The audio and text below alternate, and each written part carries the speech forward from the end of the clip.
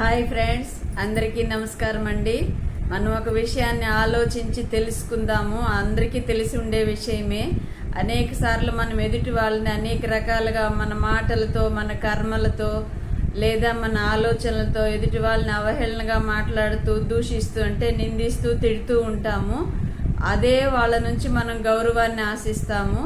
మనం ఎలా నిందించామో, ఎలా అవహేళన చేశామో, ఎలా వాళ్ళని దూరం పెట్టామో, వాళ్ళ నుండి గౌరవాన్ని మనం ఎలా ఆశించగలము?